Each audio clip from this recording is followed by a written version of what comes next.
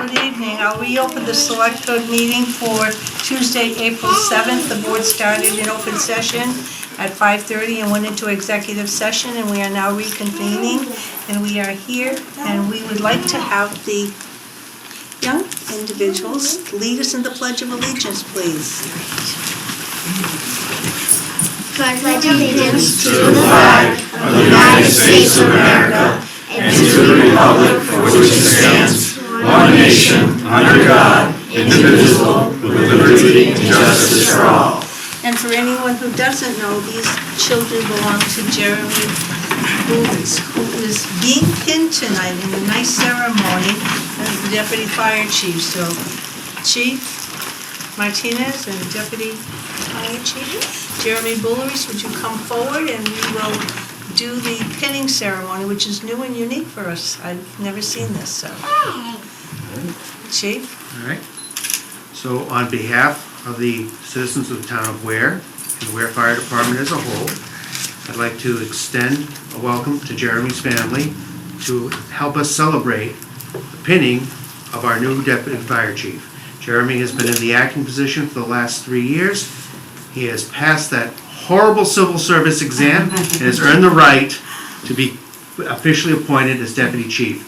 So tonight, I would like to have Lucas step forward and officially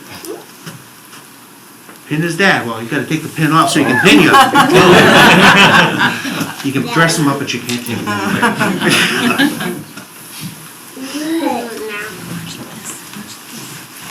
Please do not draw any blood, Lucas. Although there are appropriate individuals here to tend you care.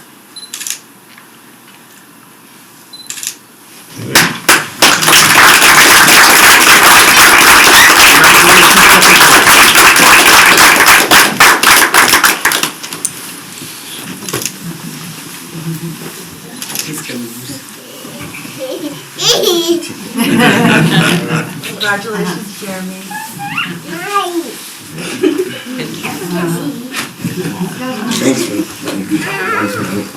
Jeremy, congratulations. Congratulations. Thank you. Thanks for having me. That's what you've discovered. Oh, thank you. Todd, are you sure what you're doing now?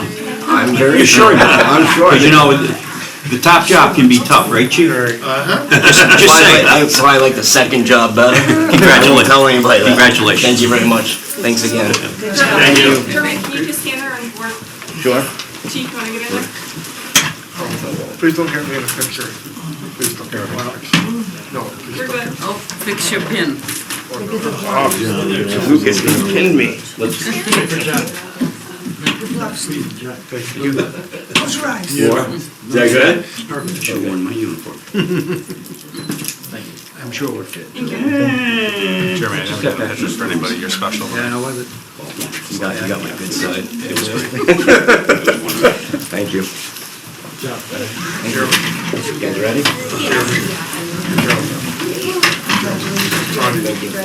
Thank you for coming. Thanks so much for coming. Thank you. Bye, kiddos. Bye-bye. Bye, kiddos.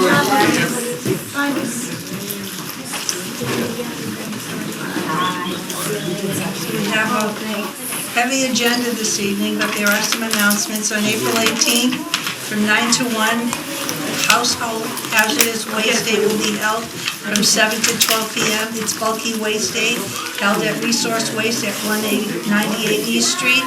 Small Yard Debris Day from 9 to 2 at Robbins Road on April 11th, 19th, 26th, and May 2nd.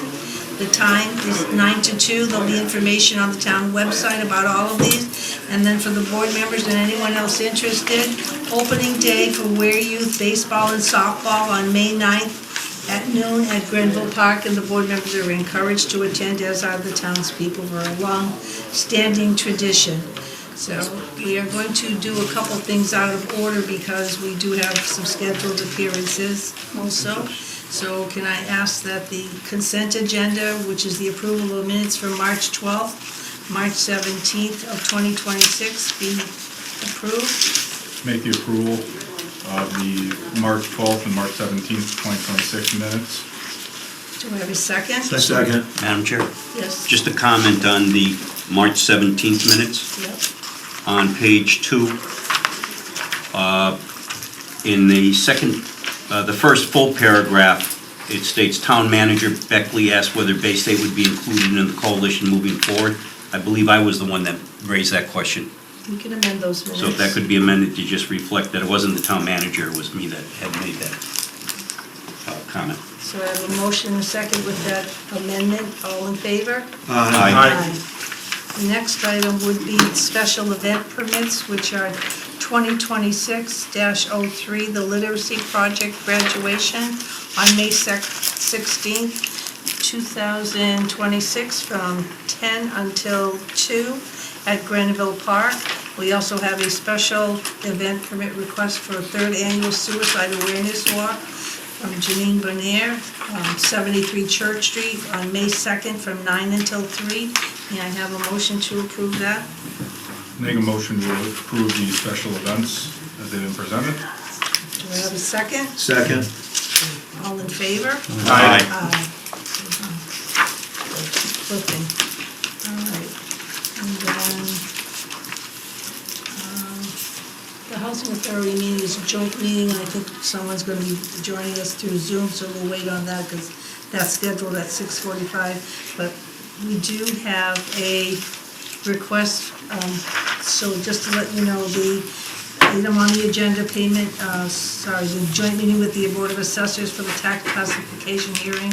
I need a motion to table that, and I need a motion for the information with regard to payments in lieu of taxes, the pilot agreement for senior housing complex on Church Street. The assessors were going to present that information to us this evening, but the tax classification hearing, we will have to hold in abeyance until, Stuart, do we have any idea? Or? I believe that the values were approved today, but tied to free cash, today's Tuesday. I would guess, unless Friday works, that we're looking at early next week to hold the Okay, classification so hearing. can I have a motion to table to the most convenient date so we have everything in order? I move we table the agenda item for meeting with the Board of Assessors for those 3 items to a future date. Actually, just the 2 items can, because we can't approve the memo from the treasurer. Okay, for the payment in lieu of taxes and for the tax classification hearing, be tabled for a future date.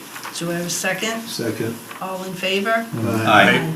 So the next item is the letter, and it's a request by the treasurer collector Ashley Walker to include a mailing insert under Mass General Laws, Chapter 60, Section 3A, and it's essentially a letter that would go out with the bills once they are being sent out, once the values have been established.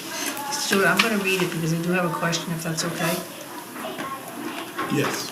It says, "Dear taxpayer, the letter explains your fiscal year 2026 fourth quarter real estate tax bill. This is your final bill for the fiscal year. It reflects the new tax rate in your property's final assessed value. Because of this, you may see an increase in the amount due compared to earlier bills. Any exemptions that you qualify for, such as senior or veteran exemptions, have been applied. If you overpaid on any earlier preliminary bills, that amount has been credited. Payment is due by," and that's my question, because it was my understanding bills have 30 days once Correct. the bills are sent, so So- that date should not be part of the memo, because it's... Well, the memo will go with the bill, so Right, whenever the bill but is the date- made, the date will change. yes, to 30 days out. That's all my question. Okay, Yes. so the date is in question at the present time. Please pay by the due date to avoid interest or penalties.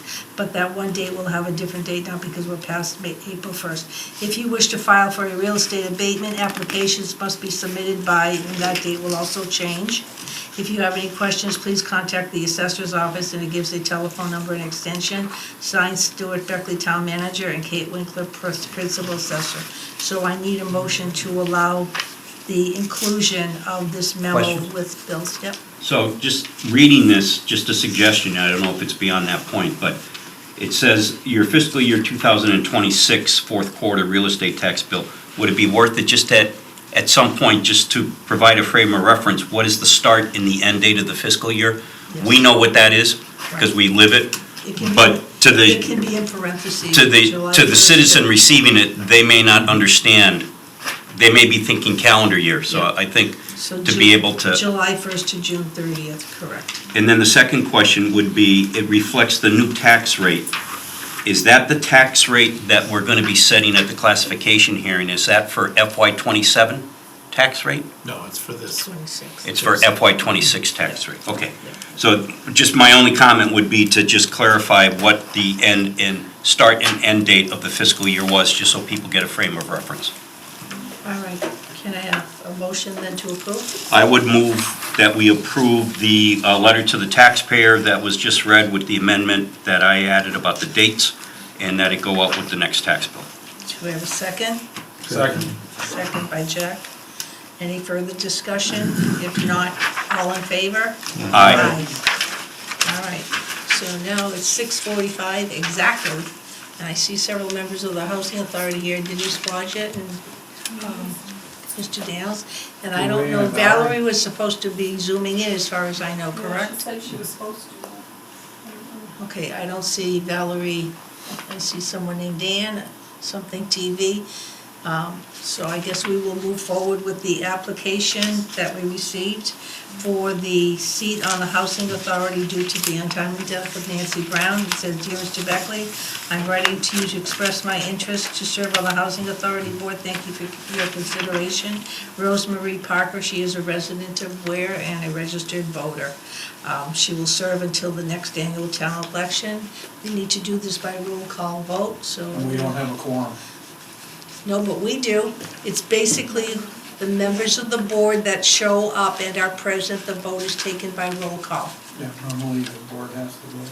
What? Normally the board has to vote. For everybody else that we've had appointed to the board votes first, and then it rolls into the select board. And we would have to have a quorum. That's what we had to do it with you, Nancy, when we voted you in. We voted as a board to vote you in, and then the select board voted you. I'm not gonna argue, the statute does say whoever is present, the vote is done by roll call vote. If you wanna postpone, I think there may, it's roll call vote of all seven. of everybody Okay, present. that's Yes, what I think he's not. yeah. Of everybody who's present in the Okay, so room. we don't need a quorum, No, that's what I'm Alright. trying to tell you. because that's what I was worried about. Yeah, no. Because she It's hasn't had whoever, the thing. whoever comes to the meeting, Okay. it's done by roll call vote, All right. okay? Do you wanna come up forward, are you okay to sit there, or No, that's fine. Thank you. Denise, you wanna come up front? Not really, but Okay, She's a shy one. all right, so you can either make the motion, or one of the members can make the motion, and then the vote will be by roll call. Okay, make a motion to appoint Anne Marie Parker, Rosemary, Rosemary Parker, to the Ware Housing Authority Board of Commissioners. is there a second? Second. Josh seconded, so now we'll do roll call vote. Mr. Daniels? Aye. Denise? Aye. Ken? Aye. Josh? Aye. Nancy, aye. Aye. John, aye. Aye. Jack, aye. You have a new member, now you can have your meeting too. Yes. Valerie, as I say, was supposed to zoom in, but I do not see her. I don't see any interruption, so, I wasn't sure. okay? All right, thank you much. Thank you for coming. We'll see you all on the what? Election day. Thank you. Thank you. All right, so now we will go back to comments and concerns of citizens. Anyone? So I just have a quick one. There was some confusion at the last select board meeting. So I just want to remind everyone that the select board's certificate of vote to support Bay State having the $8 million in endowment funds did indeed influence a court of law. Bank of America already made the decision to give the $8 million over to a new foundation where residents could have some control over it, and the Attorney General's office did approve it.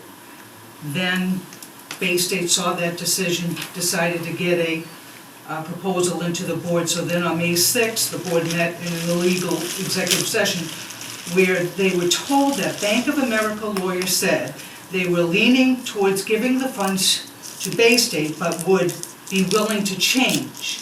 So they were going back and forth, should it be the new foundation or should it be Bay State? Your vote then did influence Bank of America to support Bay State's proposal, which then indeed influenced a court of law because that's what they submitted. So I just don't want people to downplay the importance of that vote. It did indeed change what people had worked a year and a half to put a structure in place because there was nothing going on in town. You know, myself, it was like a year and a half of full-time work to get to that point. And then behind closed doors, all this happened, and it did change a decision that was already made. So I just wanted to make sure everyone understood that. That's it. Anyone else under comments and concerns? Mr. Granlund? This is on a related topic, the wording of that same certificate of vote. It says here to allow Attorney Patricia Davidson to work with the Bank of America to support Bay State's proposal, the support of the town of Ware to move forward using available funds to establish a convenience, instead of convenient care or urgent care location within Ware. This available funds, shouldn't there have been a specific mention of where the funds were coming from? Because it was not the town of Ware's funds, it wasn't the select board's funds. It was the Gilbert Trust funds meant for both Ware and Gilbertville. And this seems very loosely worded. To move forward using available funds, and it's a certification of the vote. So what available funds were being discussed and approved? At the point, it was the trust funds. Shouldn't it have said specifically where the funds were coming from?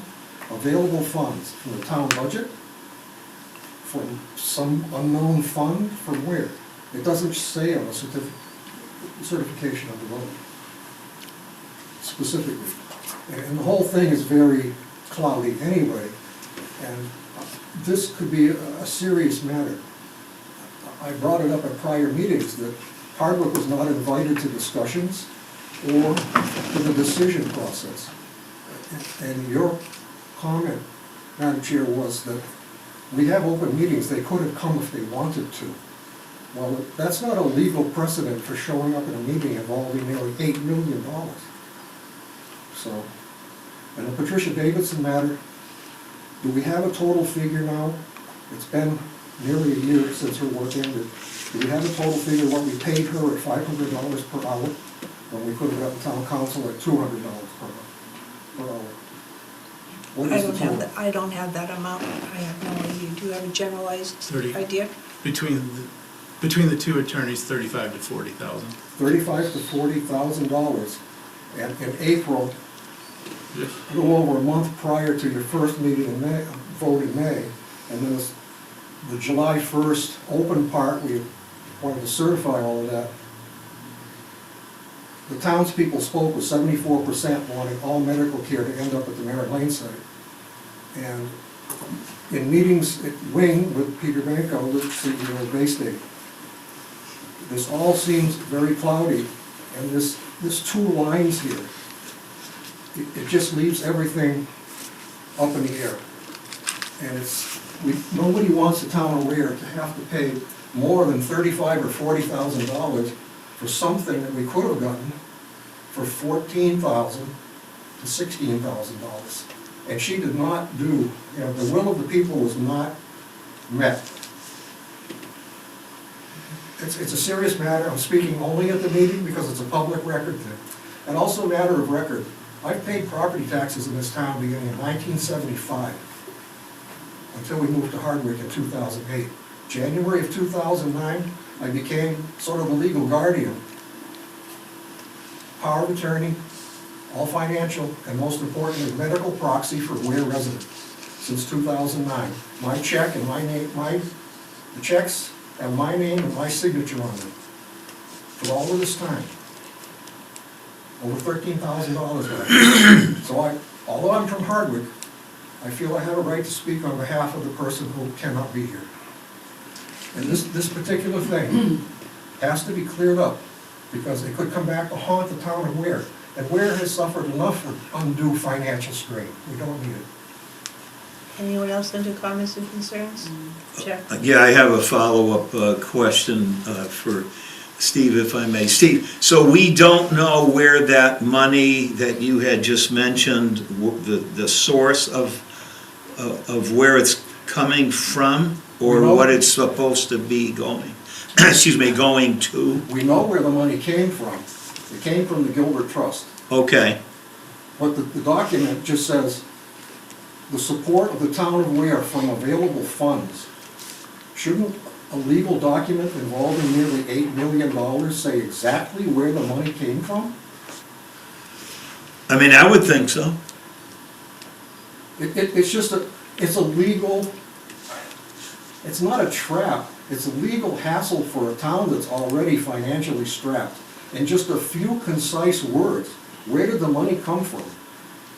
You know, and it actually, not only were the words Gilbert Trust omitted, but it in effect, by its connection, omits the town of, the village of Gilbertville in Hardwick, specifically in the Gilbert Trust. It's a serious gray area. I don't want anything bad to happen. So my question would be, how do we discern where that money is specifically coming from and going to? In the discussion in executive session at the time, because the minutes have now been released, the discussion was primarily all about the Gilbert Trust funds. That's why Attorney Davidson was hired to do research with regard to the trust fund. In the executive session meeting, which you were present, her discussions were specifically about her conversations with Bank of America Yeah. with regard to the Gilbert Trust funds and the interest.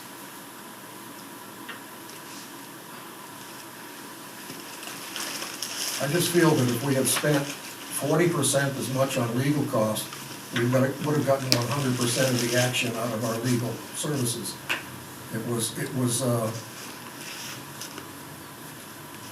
It's a very gray area that's been produced in what's already been kind of a murky situation. So if I were to ask you, what would you hope could be done? What would you say? Is that, I don't know if that's asking a Three-quarters. Clear enough. The three-quarters, well, let's say not quite three-quarters, 74% of the people who voted on April 8th last year, almost exactly a year ago, to approve medical services at the Mary Lane site under the Healthcare Services District. The biggest turnout at a town meeting ever. Nearly 500 people. So 74% of the people feel like they were not represented really, because why didn't the folks, and why didn't Patricia Davidson be instructed, let's fight for the people of Ware and Hardwick and all the other communities out through the Brookfields, down to Palmer, Brimfield, Oakham, North Brookfield, Barry. All of these people were affected by this, but none of those communities, except for Hardwick, the village of Gilbertville specifically, named ironically after Gilbert's family himself. Why was that omitted? Because it was just, if I could use a legal term, sloppy. So if you had your druthers, Steve, what would, and you had a magic wand, what would you hope you could change at this point? What it comes down to is, it's a legal matter now, that it's almost as if, you know, it was handled in executive session initially. The Attorney General's office didn't like it, made a determination that was illegal. So that. Didn't like what? We have to pay additional legal fees to clear up that problem that occurred in executive session. And on top of that, I'm surprised we don't know, you know, 35 to 40,000 is the estimate. Why don't we know the actual amount? When town meetings occur, whether it's here or in Hardwick, an exact line item is there, legal services. Certainly, somebody must know, how much did we pay to get a decision that was so poorly written? And omitted people who were specifically in the Gilbert Trust. It's gonna come back to bite the town of Ware, and I don't want it to. There's enough suffering already in the area. We don't need the financial burden. So many things have been overlooked.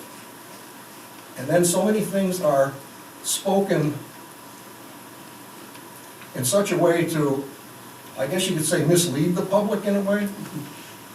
So I just would like to see openness, and I don't think there's a way out of this except by legal means to say that you have to go back and correct the serious errors that were made. Everyone has to recognize the money in the trust, the balance of nearly $8 million, nothing happens to that money. It's with the Bank of America, I believe, at this point, although the document says Bank of American. So it's there. In the years that ensue, until this is legally corrected, the interest from that money, I guess, will go to Bay State for their convenience care instead of convenient. However, the balance and the actions that were taken at meetings, some cases at Bay State without minutes, those actions, once corrected, could be a legal challenge that could be survive in court to bring that $8 million back to where it belongs, which was here in this community to support activities at the Mary Lane site. Haven't the people in this town suffered enough from all of this? It's gonna have to be a legal mess to be cleared up. So from your, I don't want to put words in your mouth, Steve, so correct me. So from your vantage point that somebody or some entity would have to bring suit to clarify that issue? If you're asking the question, my belief would be, and again, I represent someone who lives here. I've done it for 17 years now, gladly. What it comes down to is, it would be wonderful if the town of Ware said that for whatever reason, an oversight, whatever terms you want to use, a mistake was made. And we want to put it back the way it should be. And as a community, the community leaders were actually going to vote to say a mistake was made. It was a mistake to go to Patricia Davidson. We should have stayed with town council because town council was more likely to point out the possible legal ramifications of such a mistake. So where we're at now is, wouldn't it be wonderful if the town leaders did what 75%, 74% of the people in town wanted and actually fought for the people, not just for Ware, but surrounding communities as well. And that way, you are not against the people who wanted that. In effect, you're saying, we agree. We should actually fight about what's happening with Bay State. We should actually fight for the people. You know, it's our 250th anniversary this year, for crying out loud. I appreciate the figure of 35 to 40,000. But is that going to be a line item at a town meeting? We have to pay for it, 35 to 40? Nope, it was last year. It was last year paid for? Yes, and I can get the exact amount. Okay. Stuart, could you do me a favor? You have Mr. Gramlin's address. Could you give him a total recap of what Attorney Davidson was paid? Thank you. And if you would, please, also the services, what the services were they charged for. I appreciate the extra time, but it's $8 million. Anyone else under comments and concerns? Barbara? I raised the question, I guess it's a month ago now, about the overpass. Shortly after I mentioned it at the select board meeting, we had a derailment over there. There were rotten ties. These cars came very close to going over the edge of the bridge. They were right past it. That thing is a hazard. If you look at the way that thing is constructed,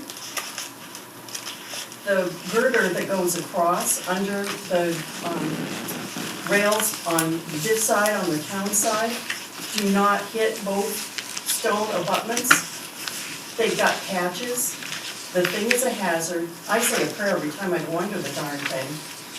Where are we with that? Has anybody contacted what Stuart said he didn't know who owned it?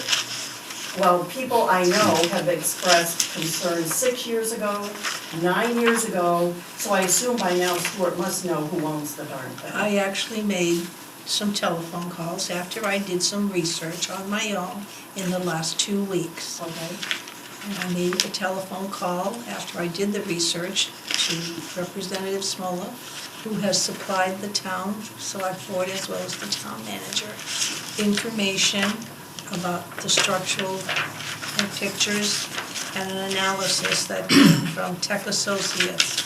I also have a call into Mass Central Railroad, which is now known as Wild Road Reload Mass Central, to do a follow-up, and I'm gonna suggest that town manager contact both Mass DOT as well as that, and set up a meeting with the Board of Selectmen so that we can get some answers. I think time is of the essence here. I mean, that was a close call, and thank goodness they didn't come over the edge. Go ahead. Just to clarify what's in the report and who owns it, it's actually, there's 4 rails that go across the bridge, and it's 2 by Mass DOT rail section, just to be clear, it's not Mass Highway.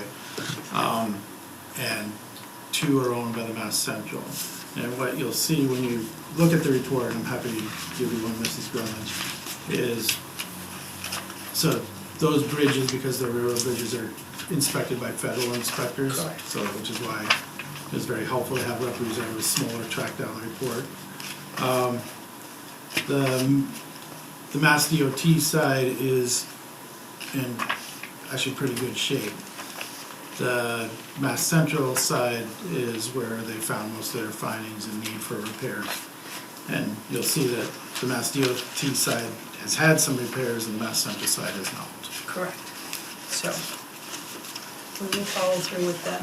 Do you have a timeline for any of this? I have 2 calls that have not been responded to that I made in the last couple of days, but I have a contact from someone who works there, and I'm hoping that she can provide me with further information. Stephen? I have a question, I don't know, Nancy, if you could answer this as Stuart.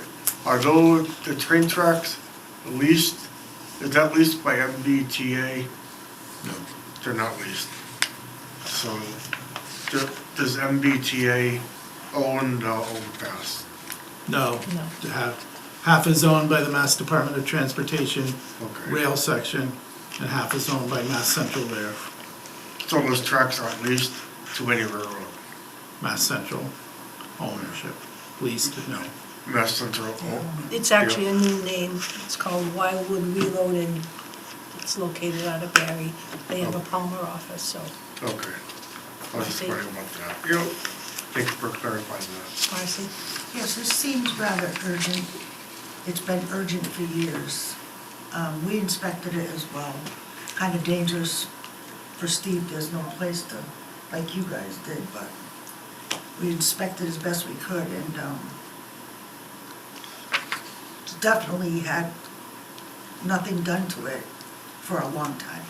It's in desperate need of work soon, You know, not that's- later. That's the point of having a I think with the whole meeting. town being aware now of how bad it really is, it's gonna, take a tragedy probably before it's getting hope not. done. But, well, we're lucky it didn't happen in the last 10 years. That was my comment. But it's not a town, I mean, you guys have no control over that. We That's- as citizens know how long it takes to fix the 3 Mile Bridge, how long it took to fix the other bridge. Like, don't we wish we had control over government? That's my other question, things? Stuart, is that Route 9, is that, where that underpass is It's not that state state highway. or is that town owned? Town. The town owns that. You own the street. They're on the street, so there's nothing the town can do to block the street, so no traffic can go through the underpass. If it's such a safety hazard. Well, if it's such a safety hazard and dictated by Mass DOT or the federal government, and they said close the street, of course the town can close the street. Okay. So I think what Mrs. Talbot has proposed, which is to pressure Mass Central, that's where the resources are gonna have to come from to fix that bridge. Okay. Good to know. Thank you for answering. I'll stay on top of it. Thank you, appreciate that. Anyone else under comments or concerns? Just one quick point with that. In 1993, and I'll test Mr. Desmond's memory, in 1993, I first came to the town about that rail overpass, 33 years ago. It was in rough shape at that point. And the board you were on, Mr. Desmond, at that point, voted to prohibit any parking of rail cars and locomotives on the overpass because it was in a similar condition as to it is now, 33 years later. So it's a very simple thing. If someone would make a motion, they're not allowed to park locomotives or rail cars that weigh up to 100 tons each on the bridge. On the deficient side, that would be the two tracks on the westerly half, which belong to, we find out today. I do recall that. I don't have the details Okay? that you're talking about. All right, that's all. But there was a question, I guess, as to having, what could be on the bridge or not on the bridge? And should we allow that to happen? I'm not sure it's within your control to regulate that, in fact, but Mass DOT would have to answer that. Yeah, and if it makes sense, it would, why not? I agree. It's not Mass DOT's side. It's the Mass Central, whatever the new name is, side. Right, but I think it's their And the board had regulation. control them. We'll pursue it accordingly. Barbara? Just one quick question, and I hope the answer is going to be no. Because the town of Ware, meaning you all, have been told about the deficiencies over there. You've seen it, I hope, you've been through it.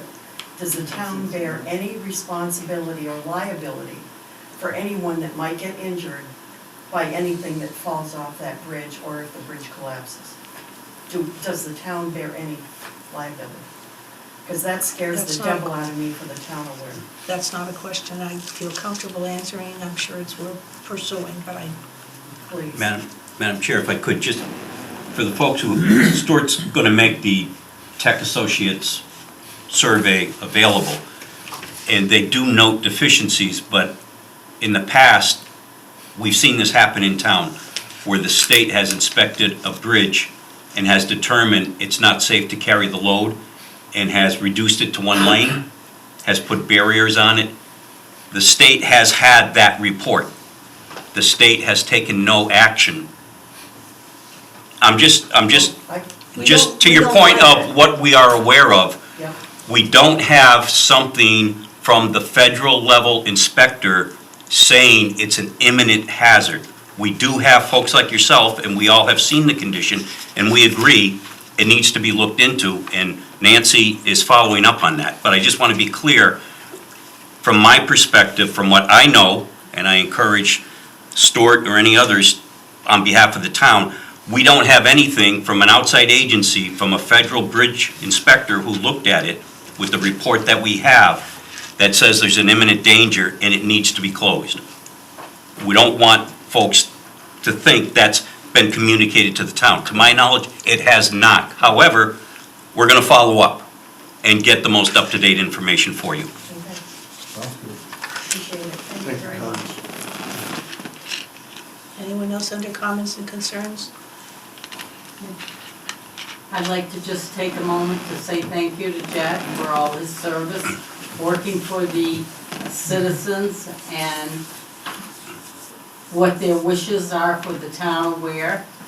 And it's just greatly appreciated. Thank you, Jack. Thank you, Jack. That's very nice of you, and I appreciate that very much. All right, anything else under comments and concerns? If not, we will move on. We have, and I will actually take over, and I'm gonna go outside. All right. For the town manager's evaluation, performance review, and setting of goals. Call me when you need something. Sure. Oh, good. So we'll go into the old business, the town manager evaluation, performance review, and setting goals.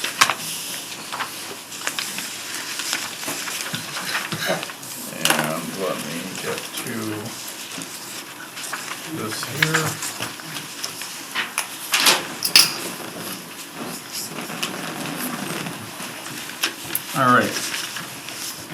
Ken? Yes, thank you, Josh. So,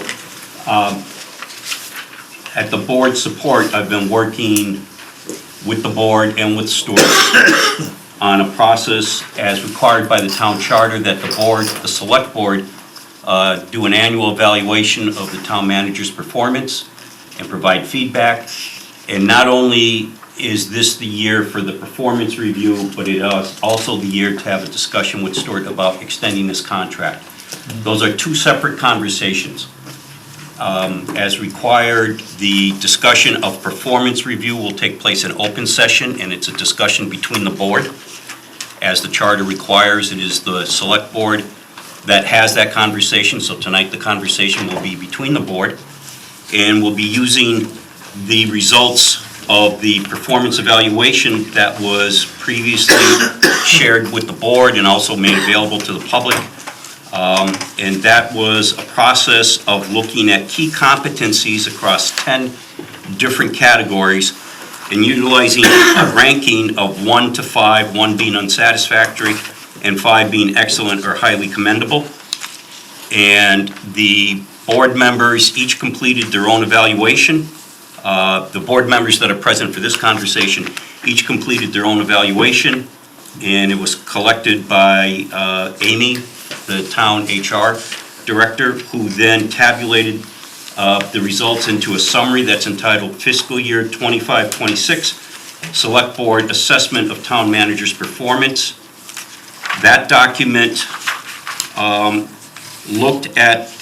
reviewed the key competencies and the performance rating, and then it provided a summary of what the average score across the members who participated provided in each individual competency of those 10 competencies. And tallied up the average total across all 10 competencies from all 4 members who completed the evaluation form was a 2.63 average total. So Stuart's combined evaluative rating came in at 2.63, which is between the meets the expectations or unsatisfactory, needs improvement. So that's the range that they landed in. In the conversation tonight, we're sharing with the public that 2.63 average is where the board's collective participation came to. At the conclusion of the public meeting tonight, we will go into executive session to discuss the contract renewal with Stuart and to have that conversation with them, and that'll be completed in executive session. So at this point, Josh, what I would do is open it to the members of the board to discuss at a very high level where we are with the 2.63. And again, this is with deference. Stuart is here with us, and we will give Stuart an opportunity to make comment if he so wishes to. But this is just an opportunity for us to share very high-level thoughts as to how we are. And I would share the comment that it's been acknowledged by board members this process has not been done in recent years. So this was the first time in a number of years that the board engaged in this process collectively. Secondly, the point of this process is to provide feedback to Stuart about where the board, which are his responsible authority according to charter, where they feel his performance is, but also to start a dialogue about in areas that it may be the performance was not up to expectation, what can be done to get there? And to have that conversation to be able to meet the needs of the town and to live up to the terms of the charter. So this is, as much as it is a reflection of where the board sees things at this point, it's also a tool to start a dialogue, to work on improving those scores, and to have the town manager align with the select board's expectations in accordance with the charter. So at that point, Josh, I would just suggest we open it up to other board members for any high-level thoughts that they wanted to share before we ask Stuart for any reflections he has. Yeah, we can start with the open, with the board. If any members have anything to say, discussions about any certain category, feel free to speak up. Mr. Desmond? I have two concerns. One of them is, the primary concern is the finances of the town, and how money is being spent, and the role of the town manager, and then that's really a key position. And I think we have to kind of look at this and say, are we now meeting our financial responsibilities? I'm having trouble with this, as you can see now, as has been said several times, that we're running into a shortfall. And I think the answer would be from the town manager to say that we cannot spend the amount of money in the future that we have in the past. When you start running into a deficit of up to $3 million, I think it's clear that recommendations have to be made to reduce those so that we don't have a deficit.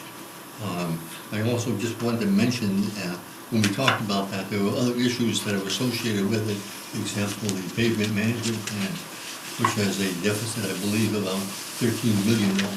So that's another issue that you really have to look at and saying, how are we going to deal with that? And the other concern that I have, and again, I guess it's been part of Stuart's personality, if you will, that oftentimes when recommendations are before the board, Stuart plays a more passive role in asking the board, what is your decision? And I would like to see more of a statement from the town manager that says that I'm a trained professional, I know the issues better than you, you're nice people, but you're not professional managers. And I'm giving you my professional opinion on what direction the board should be going in, rather than having a more, what do you think about it? I'd like to see that strengthened considerably. Hey, you, Jack? I agree with John regarding the importance of the budget of the monies. And it is what it is. When you listen to what's going on across, I'm going to say now the world, but I don't care about the rest of the world, what's going on in the United States, certainly in the Northeast and every other area, is everybody's being pressed. I think that it would behoove us to have more. I mean, look, a lot of you guys right here, come to these meetings. And that's awesome, because I know it's a pain in the neck. But you're still here taking part in helping to, to run our small Ware town government. Because you're interested, because it's your monies, for whatever reason. But I think we should try to find almost like a report card to be shared with the people who want to know from the town, the taxpayers, obviously including you guys, of what monies we have, what problems we have. Listen to you folks about what you see as the problems, or some of the problems, how we plan on dealing with those. And you may not like the answers, but hopefully the next month, the next meeting, we'll tell you how, hopefully we, with the town manager and with the board, is to tell you how we expect to attack those, as opposed to maybe doing it once a year. But we need your input. I think we need your input. We need your interest, which is here. And excuse me. And we've got to let you know that things are dire, and we're in dire straits. And we are going to be talking about what we can do. We can raise taxes, okay, we can, cut, but we have to, whatever you want, we have to spend money to get things, hopefully to a point of where you're going to, like what you're seeing, like what you're doing, like what you're receiving. But you'll understand why we're doing what we're doing. I don't know if that makes any sense at all. Ken? I think, Stuart, you've done a fantastic job of being available to the community. Your attendance at nearly every board or committee meeting, along with your accessibility to the residents when they come into the town hall, I think is notable. I'll echo what John Desmond said about the challenges we face as identified in that Mass Municipal Association report of the fiscal cliff is real here and where. And it's going to require a solid strategic plan to address it that is a collaborative effort between the board, the town manager, the town departments, and the residents. And I think that's going to be the challenge going forward, is in your role, how do you bring that collaborative energy together to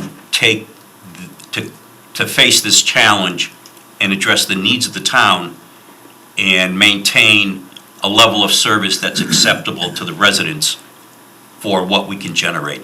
I don't, to echo John's point, I think balancing the budget going forward is going to be more than an arithmetic exercise that there's a gap and we have to find money from. It's going to be hard decisions. It's going to be hard decisions about what will get funded and what will not be funded. Ultimately, it's town meeting that makes that decision in our process. But what plan will be brought to town meeting for the residents to have that? I think that will be the challenge. And the other point I would observe is people digest information in many different ways today. And we, as a town, have to work on using as many means of communication as we can in a very timely manner to keep folks informed. So that it's not only the folks who choose to attend the meeting in person, but it's also the folks who are watching it live on TV, watching the recording, but also the folks who aren't able to do that, to be kept informed as citizens, as residents, to participate in government, but also to be informed with the challenges ahead of us to make informed decisions when we need them to make that informed decision. So I think that will be another challenge, is how are we going to build a communication strategy to keep people engaged, informed, and knowledgeable to make the best decision possible when they have to take their button at town meeting and push it for the way they're deciding on some very critical issues that are coming up. So that would be my comments. So first off, Stuart, I apologize for boards past that never did this for you. We had boards that lacked intelligence, experience, and respect. This is long overdue, and you deserve to have an evaluation done for the past many years. I think in the upcoming months, years, and everything else, like John has said, budgeting is going to be the hardest, and I guess it's going to be very creative in how we fund the town going forward, with everything going on from economic downturns to staff retention rates. It's not just a Ware problem for everybody, it's an everywhere problem. I don't have too much more to beat the dead horse. You guys said it well. I do think that this was long overdue. In fairness to him, the boards that were up here have failed him in that sense of not giving him a I call them EPRS, Employee Evaluation Review Sheets, in years past. It could have helped, or it can help an employee, a member of the staff, achieve goals properly, but Mr. Desmond said, Mr. Beckley is a professional.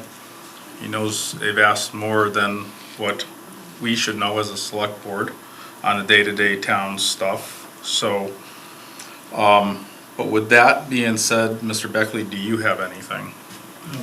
So just, thank you. Just to follow up on that, I do appreciate greatly that the board took this on and quite clearly put a lot of thought and effort into a significant number of questions. So thank you very much.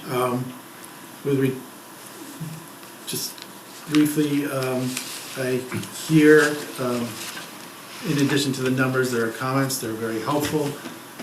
And I hear what you're saying about the numbers. I don't have great disagreement. It's disheartening, discouraging, better word, disappointing that these are the numbers that I've generated. But I accept them and again, appreciate that you put time in. I do just want to comment on one of the comments which came up 4 or 5 times in the comments section, in the strategy section. I really don't think that I micromanage the departments here, and that's not who I am. So if the perception's there, I can change it, but it's not how I go through the workday. Other than that, yeah, again, thank you for the time you took. If there's specific questions over time, and regarding the goals aspect, I do think that doesn't have to be resolved tonight. It can be drawn out of your comments and thoughts on goals as we have a conversation going forward. I'll make just one final comment. Mr. Desmond. One big change that I've seen, certainly since they started here in the early 70s, is the amount of money that comes in from the state and federal government. And this is approaching 40–50%. So when you prepare your budget, but then you're dependent completely on state and federal monies, becomes an extraordinarily difficult issue, because if state funds are cut, those monies just aren't there. So no matter what you plan on, you're going to have a real problem. I think we've assumed that we were going to get state and federal monies in the future than we have in the past, and I'm not so sure that's the case. And it very well could be some significant reductions in state, and that is also going to be a variable that we're going to have to deal with. Yeah, it's a variable that caught us this year when the town's education aid, which is Chapter 7, well, we'll get into it later, but leveled off. And just listening to the hearings, the legislature's aware that they have to work on that, but it is a limited pool for all towns that are mostly in the same situation as or will be. So I also like to take the time to thank Ken for kind of stemming this. He has kind of taken charge of the review, making sure that we all got these in on time. So Ken, thank you. A lot of people, you have no idea, for the past few times that I did the town manager evaluation. So I can't do one by myself without my board with me. We had people that wanted bubble charts, graph charts, color in the line charts. Not this time. It was absolutely ridiculous. So that's why, just so you guys understand why I'm saying that he is owed this, there was a process. We talked with town labor, we talked with town attorneys, but it was like playing connect the dots in reading a child's novel to get the other selectmen at the time to do it, which they failed. They failed you, they failed him, and most importantly, they failed their other board members. So Ken actually took charge of this, and I was never happier to say, yeah, go ahead, I'll be happy to fill this out. He kind of managed it, made sure that we all had everything done and on time. Phone calls, Josh, do you have it? Guess what? I lost this paper. Guess what? I'm calling Nicole. I'm being me. That's just how it works with my life. But so, thank you, Ken, for taking the time to make sure this was structured, giving Stuart the ability to hear feedback from us as elected officials who represent the people of this town. It was just nice that you took the lead on it, and I think if it wasn't for your due diligence on this, I don't know if we'd be here where we are right now, so thank you. Thank you. I concur completely with that statement. Well, a lot of people have said, what does the select board do? And you hear a lot of different answers. Some people say, you're only a licensing authority. All you do are water abatements. To those listening and to those in the room, this is probably one of the, if not the most important thing the select board does, is working with the town manager to ensure that we move forward as a town and having this dialogue about performance. So this is one of the most important things a select board member can do, is to be part of this conversation. And thank you to my fellow members for living up to your responsibilities to do that. And, sorry, and Amy, because she was a Oh, huge yeah. part of it. Oh, no, I don't need anything. No, she does. It was a team effort. That's So- another thing that people, sometimes, the town is a small business, and like all businesses, we have departments that do certain functions. We depend on that part of the business to support us, and in this case, Amy and Nicole were very instrumental in making this happen, so thank you to both of you. Thank you very much. All right, so we'll continue All right. with Mr. Beckley after. Yes. When we get into another executive session. Yeah. Ken, do you want to just explain to everybody what we are going to be doing in executive session with Stuart, just so that they Sure. have an idea of what is going to be happening, what is structured, Yep. and why we can't do that open right now? Sure. So Stuart currently has a contract that expires on June 30th of this year. And the contract required that we have conversation with Stuart and declare our intent if we wish to renew by April 1st, prior to the June 31st.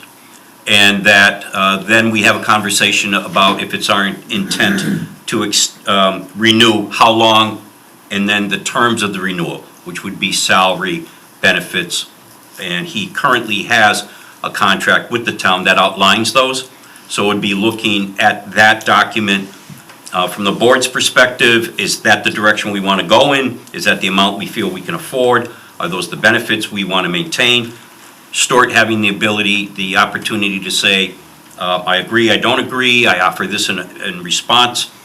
But because those are personnel matters, and they are allowed to be held in executive session, but then once things are resolved and there is a formal contract that's agreed upon by both the board and Stuart, that then becomes a public record, and people would have the opportunity to view that, just as they do now. If they wanted to view Stuart's existing contract agreement, that's available for review.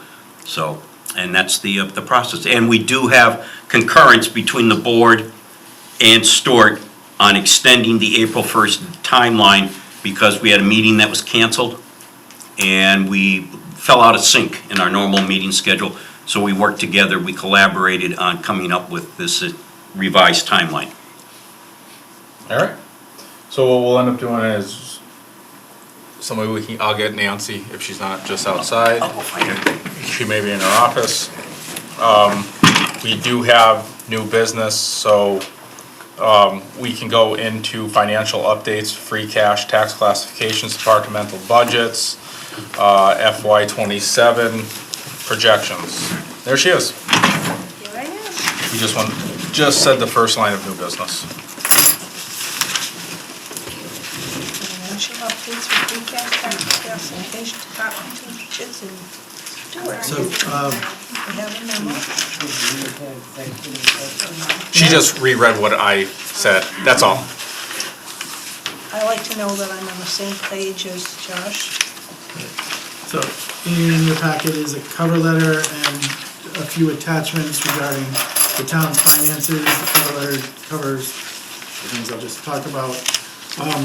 Since it's already come up in the discussion, talk about the current budget situation. There is, and again, as we talk about interactions, as things get tougher, there's a finance committee meeting tomorrow night, and they play an incredibly important role in working out the annual budget and the long-term picture.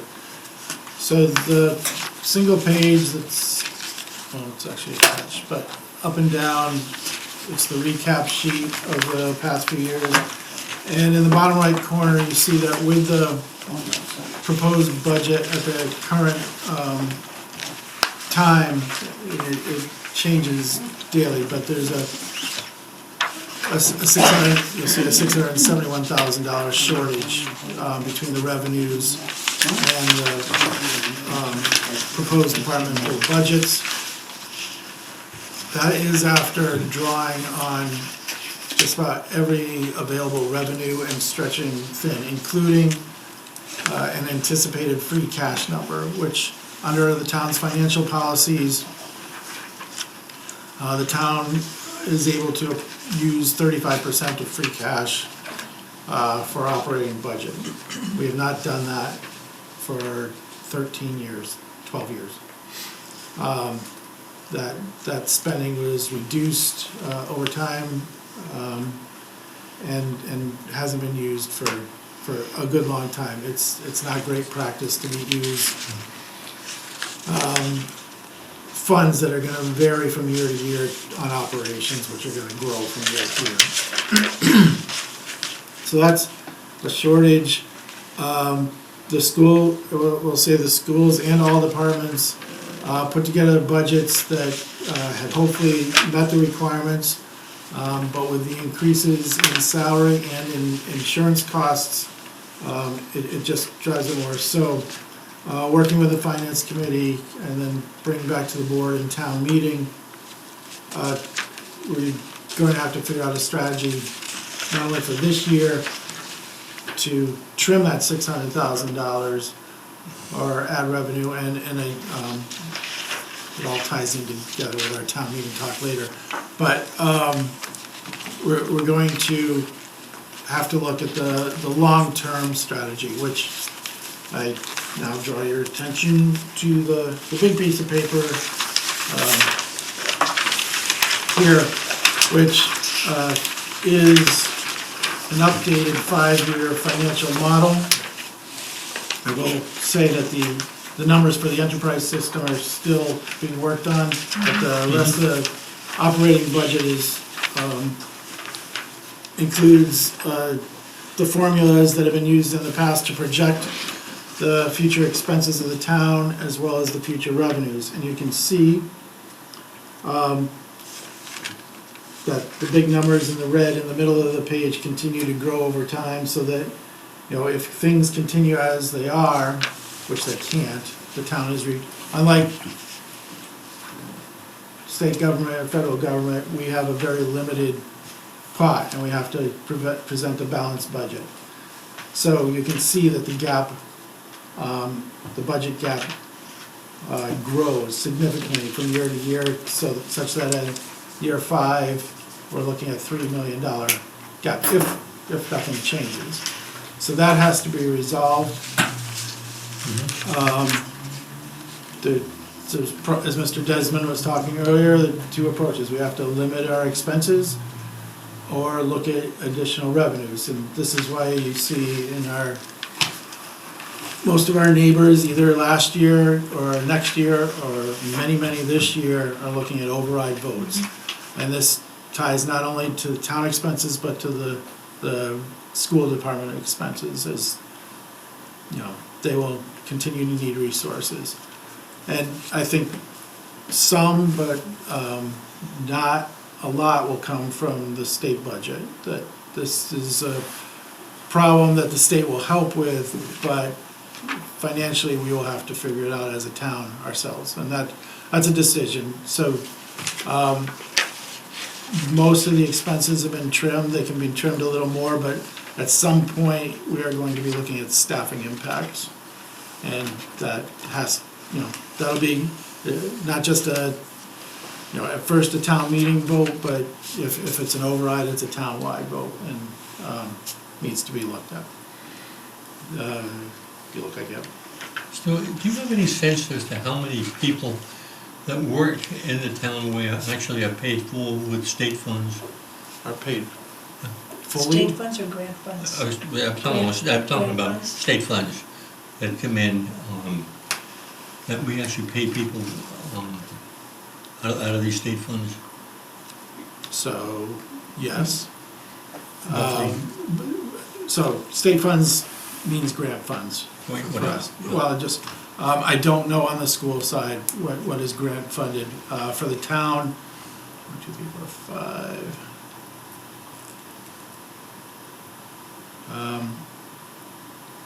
That might be it. 5 or 6. That's it?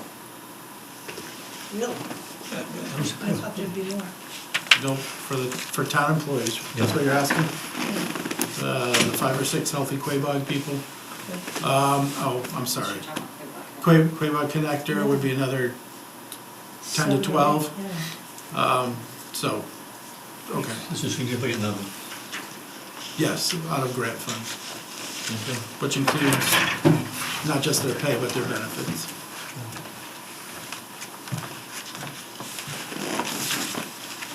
Not a pretty picture compared to what I heard on television tonight, but the state decided to take $300 million to cover their healthcare costs, and I'm sure you heard that.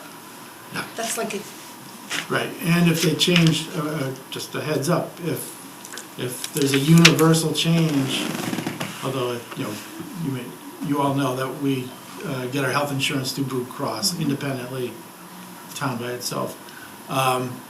So Blue Cross will make its own decision, but if statewide the change is to go back to the weight reduction funds, the GLP. Yeah, the GLP drug. the state is gonna cover it now. But then that's for state employees. Right. So if the town chose to do that, it would add another 4.5% to our insurance costs, which, and I'm not sure Blue Cross will actually continue to offer that, or they'll just say no. That's the luxury the state has versus the municipality. But, and it goes to Mr. Desmond's comment of a couple meetings ago it takes a year and a half to get in, is to re-explore with the employees alternates, including the GIC, as the GIC is driving that decision for those drugs.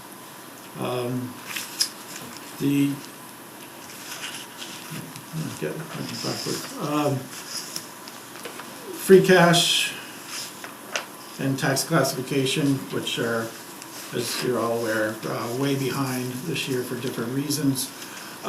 Free cash, we're, I believe, down to one question, which is reconciling the school department closure for the FY25 budget.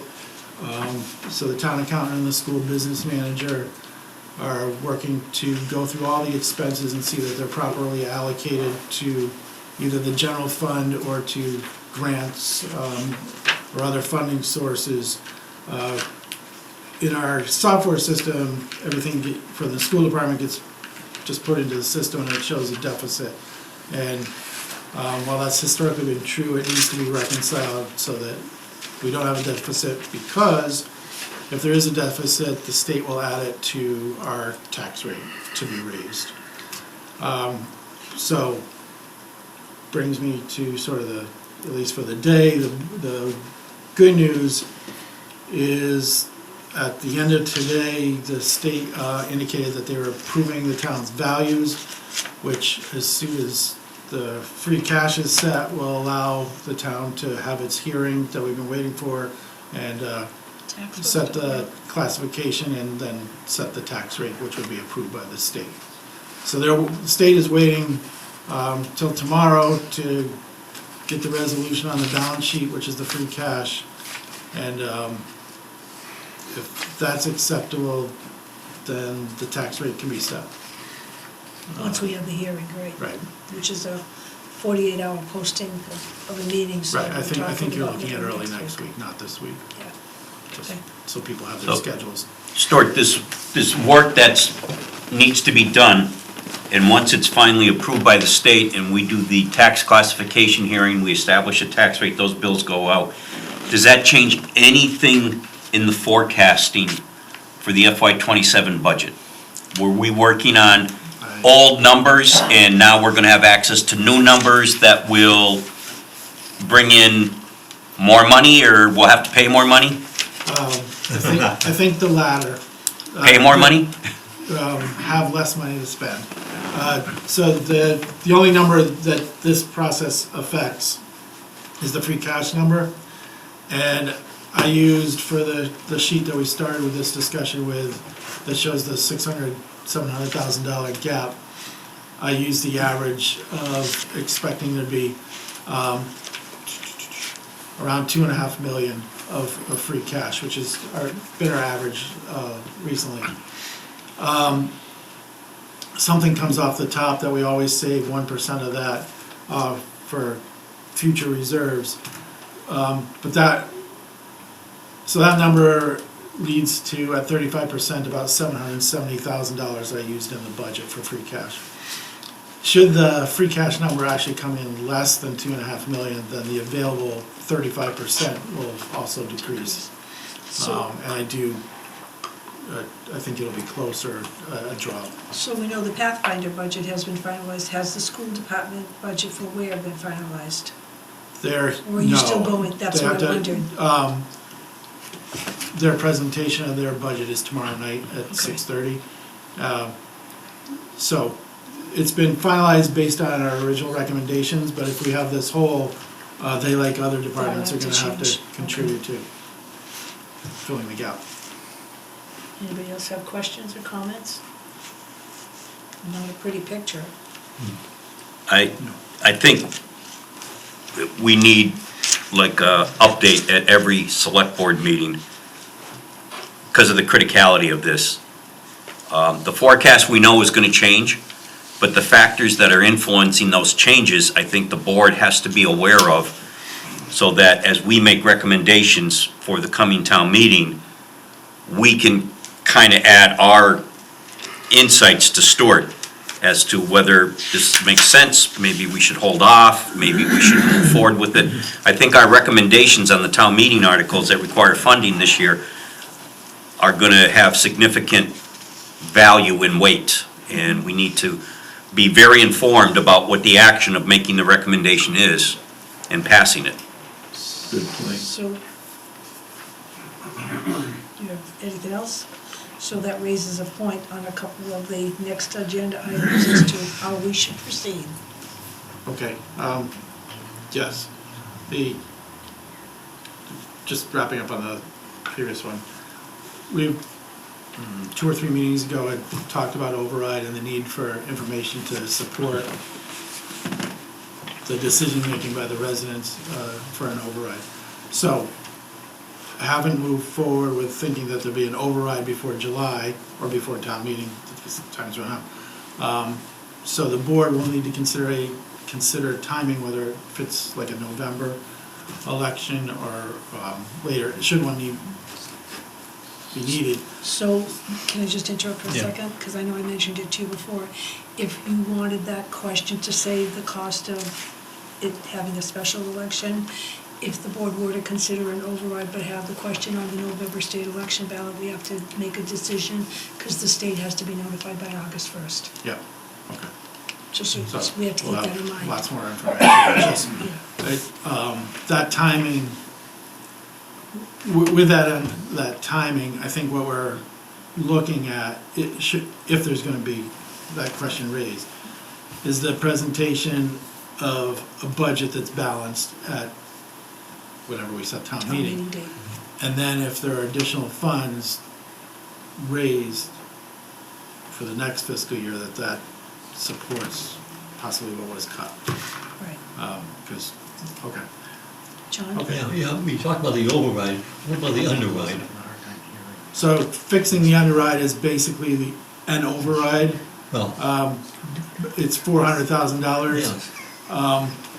Just, and I think it's a really important first step, but if you look at this sheet, unless you want to go back regularly, which I can't recommend, again, $400,000 isn't gonna balance your budget in a few years. Okay, thank you. Anything else on that? Alright, so the next item would then be consideration to change the annual town meeting dates. Stuart and I had a little bit of a discussion. Our town meeting date by bylaw is May 11th, which is the second Monday in May. And he and I concluded that June 8th would be the appropriate time.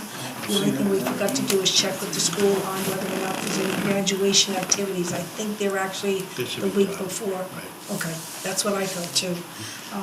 So that would be a consideration by the board, in as much as Stuart state figures are so, not, they're fluid, I guess is the word I want to use, that we think about changing it as we did last year, because it gives us the ability to have more accurate numbers when we actually try to pass our budget and act on articles, so. No one's graduation? I think it's the first Saturday. The Saturday in before. June. Why don't we do it that day? We'll have a bigger attendance. My daughter's graduation. And now she gets to see how government runs. What a treat. She's very familiar. Anyway, so I would need a motion to change the date of the town meeting to June 8th at 6:30 PM at Ware High School. I'll make the motion to change the town meeting to June 8th, 2026 at 6:30 at the Ware High School auditorium. Yep. Do I have a second? Second. Discussion. So Stuart, with that comes the fact that we've been able to conduct business, and I know we've never had an issue with the town meeting, but I think we should at least, I know the moderator and I talked a little bit about it, of having a discussion and a hearing with regard to a reduction of the quorum, just to be sure or ensure that we would be able to conduct business, so that could be done at a future date. Yes, but we should make sure that's still legal. But, The reduction of quorum? yeah. Yeah, we have to do it the way we've done it in the past, we publicize the I think hearing. that expired at the end of March, so. Oh. I don't think they've extended it yet, but Well, let's check on it, because I can think. check. Okay, anyway, so I have a motion and a second to move the town meeting to June 8th at 6:30. All in favor? Aye. Aye. But now, the next item, And therefore, on the next item, well, may I on the next item, because we ran into this before, do we really need to approve this tonight? that's my request, is to ask that you do it on April 21st. Thank you. So can we, we'll make a motion Table to this, table? yes, Okay. yeah, hold on, with all the approval, so I need somebody to make that So motion. make a motion to table the approval of special and annual town meeting warrant that was going to be scheduled for May 11th, 2026. And to approve the warrant at the April And they approve 25th. the warrant at the April 21st, 2026, April 25, right? 25 or 25? 21? 21, okay, Okay, so 21st. sorry. Nope, you're good. All right, do I have a second? Second. All in favor? Aye. Aye. Nancy, what was that date? April 21st. April 21st? Yeah, Yeah. Yeah, Jack. 2 weeks. Yeah, like you're gonna mark your calendar off of Yeah. that one, you retiree. I was just gonna send it to you in case you forget. I better see you. The Okay? meeting, No, he should be in the audience screaming. we have now sewer abatement requests, we have one for 5 to 7 WF, one for 40 Church Street, one for 35 Morse Ave, one for 30 Pleasant Street. Who wants to present the information? Well, the information is similar to what was at your last meeting, except to assist the discussion, Nicole has converted the 100 cubic feet to the gallon, so you can also see that in addition to the dollars, the amount of gallons that are being I abated. saw that. So, Thank you, Nicole. Okay. So the first one is 5 to 7 Bellevue Ave, and I believe the abatement is $3,368.62. I tried to circle the amounts. Why don't we take them up one at a time? so this one, I don't have to speak, but I just want to point out that this one's due to a broken pipe. Yep. And there's a significant loss of water. 274,000 gallons of water? Isn't Nobody it, noticed it. and isn't Olympic swimming pool 66,000 gallons of water? Right? So we didn't notice 5 Olympic swimming pools of water? Like where was the pipe outside in the ground? I mean, Do you know? Well, Thank you, they have Joe. pictures. I'm absolutely, that's, Flabbergasted? I was. That's. no, absolutely not. That's Yeah. 275,000 gallons of water. Oh, I mean, this wasn't a drip. No, you can see from the picture. that- Yeah. But if I read the description, I think, Josh, this might have been something that was under renovation, so it might not have been occupied. Meaning that if no one's there, But to Josh's point, there should be an explanation of why this is happening. No, I'm sorry. That's a no. That's a no for me. Under renovations, not, you own a property, that means you manage a property. Yeah. That was my point on previous times. When you start looking at it, I think common sense should prevail. To say, this is very unusual, why did this happen? And you get an answer. There was a renovation, there was a break, there was something you could look at and say, okay, I can buy into that. And the problem is, that without that, it becomes very difficult to summarily say that we're just going to grant this. Well, Yeah. okay, so the note in here, Right. the tenant said the owner was notified of leak a month and a half ago, Right. correct? So, That's common. That's the water cabins ready. Yep. It seems like they were notified and then 12 days later, I think it was like Acted it was on it? repaired. According to this. So it seems like some time went on from the time the owner was notified by the tenant to the time the repairs were done. How much time?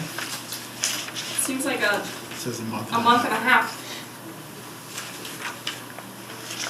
so, I'm sorry, I'm having a really hard time. That's a So, lot of water. the tenants said that there was a broken pipe to the owner, and yet it leaked on, were they in scuba gear? I mean, I'm failing to understand, unless they're a fish, how did they not, I mean, call the Board of Health? I mean, I'd call the frickin' police department at this time. I'm so confused on how you can lose 275,000 gallons of water and still live in a dwelling. Is this a concrete bunker? If you read Clearly the work order from PBE, it says the technician cut out the burst section of the copper pipe and installed a new half-inch pipe. The leak was detected, was left on site, however, it cannot be installed at the time. So it just kind of goes on explaining what was actually done on work. couldn't be I installed was gonna because of the say, it says- standing water. Yeah, you can't put the torch there. So, Solder doesn't really do well underwater. I mean, I feel bad for them, but they're gonna have to take this up with him in court. I mean, how is it that we're gonna be responsible for giving the credit for when? We don't have to. No, I'm just saying, I'm just talking out loud here, okay? I'm bewildered by the volume of water. If this was like, even if this was 2,000 gallons, I could sit there and say, well, all right, maybe. even that, I mean, I have fish tanks, I kinda know how much water is. 275,000 gallons of water though. Is it worth asking for a more detailed statement from the requester Yes. of what the timeline was? Yes. When was it discovered? When were you first aware of it? Who told you? When was it repaired? And we questioned the amount of water that's being requested. And we can say it's equal to X number of swimming pools. How is it, the question is, how was it not recognized earlier? On paper like this, it's ludicrous, absolutely ludicrous, but I agree. Yeah, the Let's find context. out the minute details. Yeah, and I don't think that's an unreasonable request. So, No. who is the owner of the property? Brandon Andrews. In North. All right, so tenants said, that's not Brandon, Mr. Andrews. Right. So, according to this, the tenant notified the Andrews of the leak a month and a half prior. Ask them to verify that. Yeah. Oh, I just deny the whole thing. I think if clarification Yes. of some information, and based on the further information that is supplied, it might lend you to understand a little bit more as to what actually transpired. Yes. And why it took so long. Yes. That's slightly more water than the Titanic pool has in it currently. So can I have a motion to table a lot of water. someone? Go ahead, Jack. No, go ahead, Jack. Okay, I make a motion to table this issue at 5 to 7 Bellevue Avenue. Pending further receipt of information to Yeah. clarify Yes. what actually transpired and how long and why it took so long to recognize Yeah, who would we be as soliciting that information from? Do we have to put that in the motion or not? It would go to the property owner Brandon who's requesting the Andrews. abatement. Mr. Andrews is the property owner, he's the one that is requesting the abatement, so the information should come as to what transpired from the time that the tenant notified him and why it took so long to actually address the issue. Yes. And remediate. Yes, Is that your motion? that's my motion. Okay. Nicole, did you get that? Because you'll get it on tape, right? Yep. Did I say it loud enough? Yes, thank you. All right, is there a second? Second. All in favor? Aye. Nay. Four in favor, one opposed. All right, the next one would be with regard to 40 Church Street, a request of $191.33 for $15,590, which, I'm sorry, if you have a leak, don't you usually know I would think after a so. few hundred gallons of water? I mean, you'd have to notice something different in your property. You'd hear it. Well, not at, Well, if you don't hear it, you would know. So, looking through the copy of the bills that were attached, Yep. and there's hand notations on the second bill The most recent bill after. for the due date of 9/9/25. Most recent bill after fixing broken pipes, okay? Then on 6/10/25, bill submitted for abatement 4/17/25. Yep. And then on 3/7/25, leak still present. And the repair was done on 5/10/25. John, which? So is this another situation where it just was, It dragged on. What date? it dragged on and wasn't promptly reported? 40 Church. Oh, okay, thank you. Well, if you read the description, it says faulty plumbing and major leak damage has had water department leak check and plumber fixed 2 weeks ago. So it seems like the plumber didn't really fix it. But I guess what they're saying is, why does it then become an issue to like, okay, it's okay that you didn't get it. no. According to the thing, it says broken pipes are allowed for the abatement. Yeah. It went through the meter. And with the exception of, It went through the water meter, not the sewer. right, no, I understand, but It's it's, not a sewer. Oh, not a No. sewer meter, yeah, so, so. no, I'm sorry, I'm not, no. Yeah, they're seeking a sewer abatement, right? Correct. Not a water abatement. Correct. A sewer abatement, because the leaked water didn't go into the system. It's a water bill, actually. So they're seeking an abatement on the sewer bill, not the water bill. Correct. So Yeah, the water, it went through the meter. That's what it went through the meter, they're paying that. Yeah. We're not abating that. Right. We're accepting the fact that it was on the ground and didn't go down to the wastewater treatment facility. Correct. And they're seeking an abatement for that. And that I can understand, but I still say there's a notable difference. I have a pump in my house and a well, but you can tell when something is amiss, even slightly. So when you have town water and sewer, you gotta, All over your floors. anyway. You don't have to ask for an abatement. No, I don't, but it's like you can believe. I know when something's amiss. Ask my husband. The water wasn't coming out properly out of the kitchen sink last night, and I said to him, go down and check, something is different, and he did. You get back and something is different. Yes, and he fixed it. Anyway, what do you want to do about this one? I would move we approve it. So I have a motion to approve, is there a second? It's the amount of $191.33. This is broken pipe, all right? Yeah, I'll second it. Josh is seconding, any further discussion? If not, all in favor? Aye. Aye. One abstention. John is abstaining, four of us I approve. haven't. All right, hold on, got a couple more. And the next one will be at 35 Morse Avenue. Stuart, I think this one came to us. This has. This is at least the third time. Okay, I was gonna say, the name sounded familiar. What have we done the previous two times? One, last time abated, and the previous time, the DPW director abated it. Different process. But something's causing this, It just can't be found. No, if there is, they haven't found it.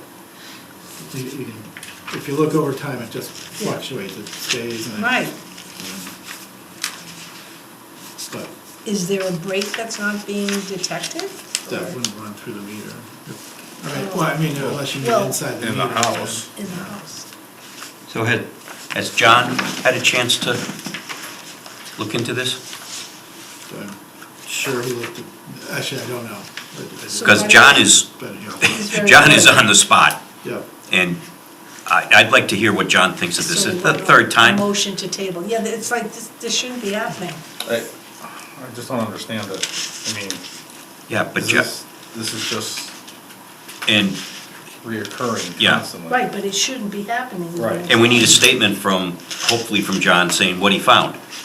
Right, Either we found something or we didn't find anything. okay, so can I have a motion to table with the follow-up? I would move we table and have the town manager refer to the water operations supervisor to investigate and report back to the board. Do I have a second? All in favor? Aye. 5 in favor. And the last one, Can I just ask a question? oh, sorry. So what is John, what is he gonna be looking for? In her pipes? I mean, we should only be looking from the meter back to. Yeah, town infrastructure. But checking the accuracy of the meter, if he wants to Okay. put another meter on it. Well, when was the last time, has he replaced the meter? I believe she has. Because that's I what don't this know. happened like 3 months ago. Oh, no, I think it's been longer, but Really? it's definitely regular. But John can give us a report, so we'll have the Yeah. information in front of us. Okay. All right. And the Thank you. last one is at 30 Pleasant Street, a request for $648.39. And the there's funeral. documentation as to, right, there's documentation as to what happened. There was a major leak that happened from July 15th to July 18th, and then again, they're seeking a future credit in the next billing cycle.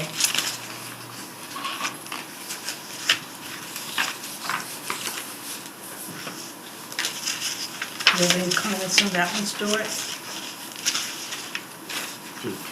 Other than it was a major leak and it's clearly indicated on the request for the abatement. how do you have a leak that goes from the 15th to the 18th in a month, and then Starts again. 7 days later goes for 2 weeks? 2 weeks. This is pretty small. What?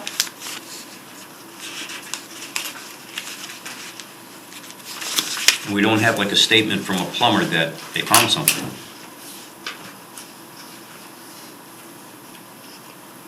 Is this a funeral Yes, service? yes. Yeah, yeah, Charbonneau? Yeah. So, Can we get follow-up information on this one too, Stuart? yes, I think please. it would be helpful. I don't think they want to be deadbeats. All right, can I have a motion to table this one pending Make request? a motion to table the abatement for 30 Pleasant Street, known as Milestone Funeral Services. Do I have a second? Second? All in favor? Aye. So Nicole, great job calculating the gallonage, but now it just says, how many swimming pools is that? All right, and if you thought that was fun, the other day I had a lady come in who asked me if it would be okay to submit a letter. So her letter is with regard to turtle crossing signage for Upper Church Street. My name is Elizabeth Stefanik, and I've lived at 172 Church Street in Ware for many years, and I have a well there, and there's a wetland resource area, she calls it the swamp house. And due to this type of habitat, there are many turtles living and nesting in the area. My parents, Barbara and Peter Stefanik, as well as myself, are requesting that official turtle crossing signage be installed on both sides of the wetlands. There are numerous benefits that will stem from this installation.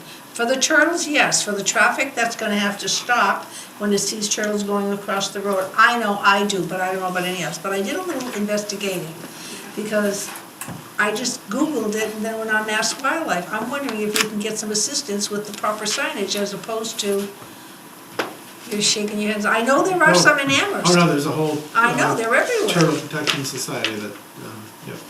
What is a turtle crossing sign? They want signs Turtle that say crossing. turtle crossing. Yeah. You've never seen them? No, I've seen them in places in Amherst where they actually have made little tunnels under the road. We don't want to go that Well, far. I'm just telling you, but that's what I. You know what that would do to the pavement management plan? But the family is requesting them, and I know I've seen turtles in that area too, because it's, the other thing is we could involve conservation, but I'm thinking we can pursue this on our own by just calling Mass Wildlife and seeing what they might recommend. So, do we have your permission to do that? You know what, let's do it. Sure. Okay. I second that motion. You want to put that in a motion? One last time, come on. Come out of your shell, Jack. Second the motion, yes. Did you hear what he said? Come out of your shell. Yeah, I didn't know that turtles could read, but I don't know. No, yeah, the Teenage Mutant ones. Come Michelangelo. on, make a formal motion. I make a motion that we take the time and effort to get in touch with the Audubon Society, Mass Wildlife. Mass Wildlife, to check the area for the turtle crossing signage on Church Street. Do we have a second? Second. No more discussion, right? Nope. That was sufficient? All in favor? Aye. Aye. All right. We can pursue that. So those turtles read. All right. So now we have the town manager report.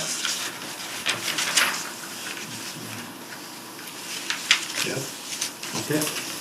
You had your own table, but I was going We've covered most of the dates. In addition to the Finance Committee and the school budget, tomorrow is also the Infrastructure Committee.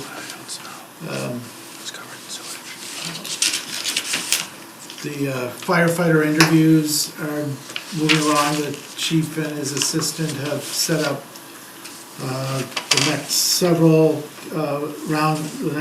round of several interviews, which needs to be completed before we can choose candidates.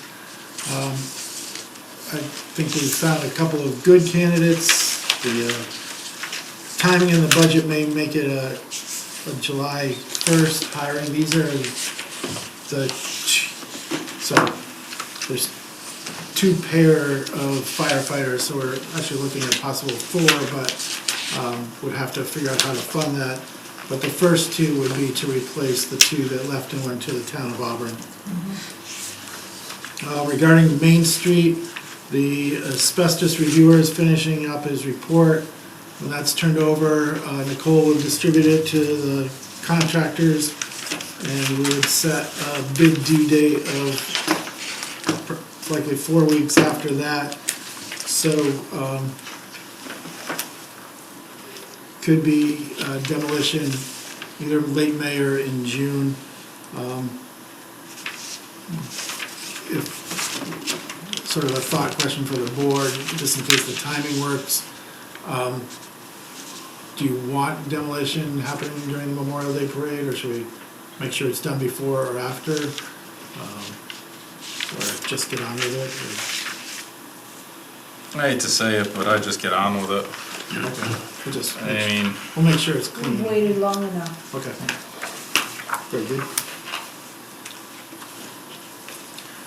Had a successful bid opening for the connector trail between Mass Central Rail Trail and Grenville Park with a little bit of $75,000. We've completed the paperwork with the contractor. He will be meeting with East Quadrant Land Trust to walk over the specifics on the 3rd week of April and start shortly thereafter. That project needs to be completed by June, which should not be an issue. We talked about the railroad. A few grants that the town has. We did receive a community compact from the Division of Local Services. IT grant, which is going to be used to scan and catalog town records, including the past records, but also set up a system that all records as they are created will be scanned and entered into the software. Fire department received a grant for safety gear. And the water department, with the assistance from Ty and Bond, received a DEP $500,000 grant for a pilot study and design of a PFAS in the water treatment plant. Great. We'll talk about that a little bit more tomorrow night. Yes, we will, as well as town meeting articles. Also, and this is, I just want to draw, I made a mistake on this last sentence. The town will receive a next payment of $69,000, but it's from the PFAS settlement, not the opioid settlement. Oh, good. So it's, And that's not restricted like the opioid is, correct? That's correct, that's not restricted.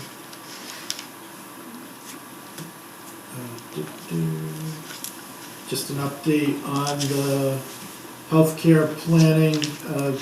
The Healthy Quabog team and 2 consultants that were identified by the state Rural Health Association to assist the region and town with creating a uniform community plan for healthcare in order to prepare for the rural health transformation funds from the federal government. The deadlines have been modified, so there's a little more time for that planning before the application comes out and is due in the summer with awards in the fall. Is that the money that's funded through the big beautiful bill? Yes. Okay. I have a question on that. Who is the Auburn Health team and Healthy Quabog? It's Healthy Quabog. Those are the employees that you were talking about that are grant funded. Who are they? Who formed them? What role did we play in this? The town is the manager of the grant funds, so therefore they're technically town employees, funded through the grant. It's been several grants, it started with Drug-Free Communities and the Substance Use Alliance. So that's one part of Healthy Quabog, and the other part is the development of a community health plan, but has grown into a food policy group that is now working on community gardens. And they have subgroups of transportation, healthcare, mental health, and housing. Did they do the water listening session? They did set up the water listening session with the Pioneer Valley Planning Commission. Yeah. Now, I guess I'm still not understanding. Are they going to consolidate and present a plan for rural health transformation? they're gonna guide the discussion. You may remember that Mrs. Borsier set up an original meeting Yeah. with a lot of the towns and area agencies to start looking at moving forward with healthcare in the town and region. And this builds off of that with guidance from the state in order to get a plan for funding of projects or projects that can be eligible under the federal funding. What, has the board had any role in this? Other than in this what? I mean, they're operating totally independent? John, would it be helpful if maybe Stuart asked them to come and Well, I mean, they've been here meeting? before, but I know they have, but I guess I'd like to know a little bit more about this, if I'm About gonna make an healthy- application. okay, about Healthy Quabog or about moving forward with the healthcare application, or both? I guess There is an application then? there isn't yet. It has to be designed and it needs, the point of the state is they want things that have community support. And this process will develop community support. Stuart, maybe it would be helpful to Yes. have the group come back. Absolutely. And that way there's a little bit of an interaction, so he gets a better understanding of the whole process. Okay, I mean, Is there a state agency that this goes to? yes, Eventually. Department of Public Health, Okay. Rural Health. Would it be helpful to have them present a presentation? They're not ready to do that. No. But yes, the answer is yes, it would be very helpful. At Mrs. Borsier's meeting, they came and were very helpful in guiding what should happen going No, forward. but if somebody wants to be involved with it, how would they go about doing this? We don't know yet, but without making the group too big, they will be inviting people. It will be open within some reasonable constraints of size. But Are I you saying you'd like to be involved? For me, I Just think to- it's just a matter of a communication thing, so he can clearly, as well as others, understand why We- this group is, We will let this board know as well as the boards of other towns Yeah. when it starts moving forward. right. And I shouldn't say we, they.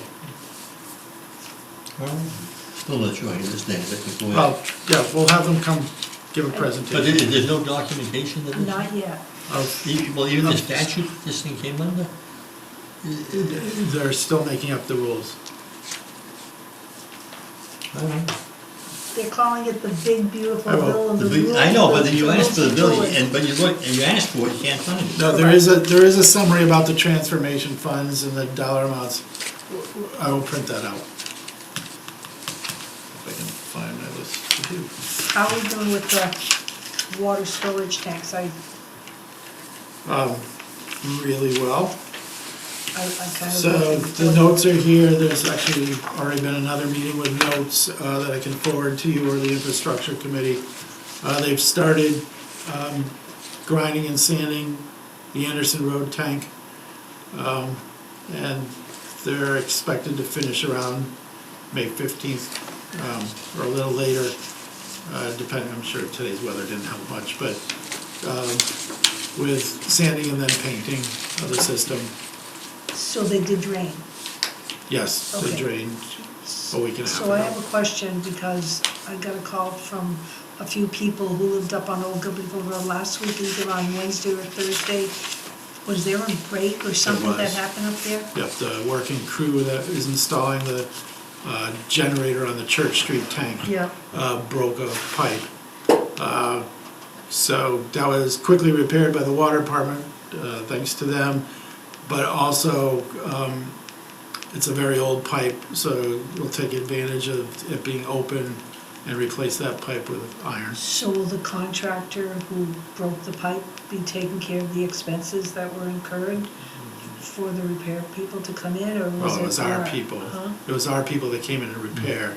Oh, okay. Um, but- Oh, I thought they said there was a private contractor that was there too. Yes, the private contractor that's working on the tank. Oh, And they'll do the work, but it okay, won't be free. okay. as long as we're not paying for something that, had nothing to do with. Yeah, we won't pay for the break, but we will be paying for the new line. Okay. But it seems like on the Anderson Road, it seems like things are going a lot quicker than even the Church Street site. Am I wrong? I have not driven by. It's probably, it is a little faster. It's also. It's a smaller it's tank, two- too. It's 2/3 the size. Yeah. Okay, all right. Anything else? Anybody else do it, or? I just wanted to say that the block grant application, which includes the second phase of Cottage Street and the 3 social services, Oh, that'll be that's right. submitted by April 20th by Pioneer Valley, which is a So $950,000 keep your fingers grant. crossed. Keep your fingers crossed. Anything else, Stuart? No. If not, So just a fun fact, because one of our #1 fans that watches us every meeting, Rick Starjoy. Rick, I'm sorry if I butchered your last name, but Daradoy. he feels that I think the pain with 275,000 gallons of water in 45 days is 6,101 gallons per day. 6,111 gallons per day is 254 gallons per hour.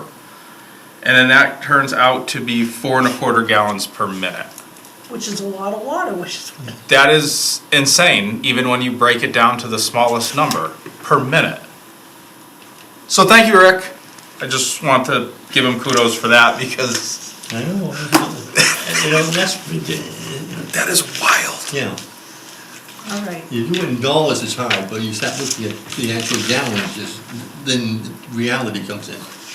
Yeah. If there is nothing else in open session, don't get ready to, you want to We're not. break?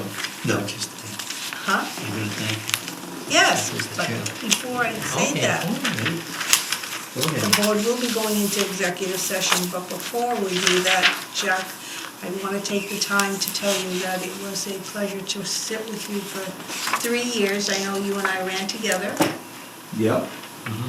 You were That's right. You were a writing candidate, I remember that. Yeah.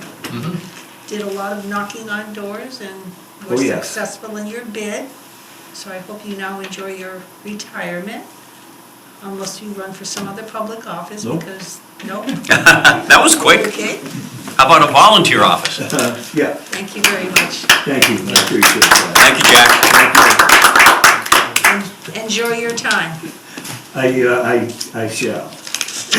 Look at the The cake smile is on right his around face the corner. already. Any closing comments for the viewing audience as you drive off into the sunset? Yes, you're probably gonna wish you never asked that. Couple of things. This is, where are we? Where is it? Okay. This was a great experience. It started off knocking on doors. And I hated it when I started that first and second day knocking on doors on Church Street. And until I spoke to an elderly woman that lived on Church, and she heard me, and I could see her looking through the glass, and I showed her, I said, I just want to leave this with you.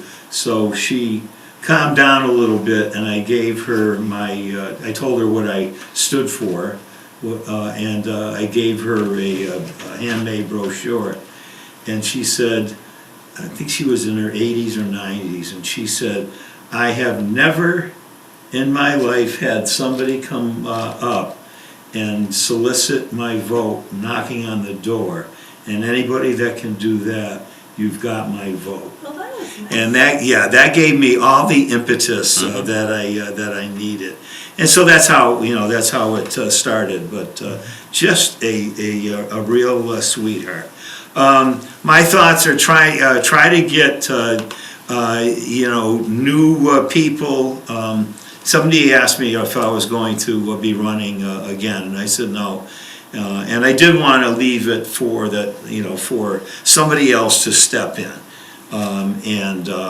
I think fresh blood, fresh ideas are good, and I hope people will jump into the fray.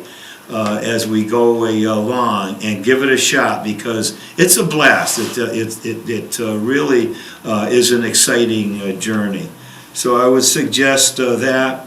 I learned the hard way maybe about a month and a half ago is to help our businesses out. And you see a new business, go up to them, introduce yourself, and thank them for coming into Ware, and then support them. And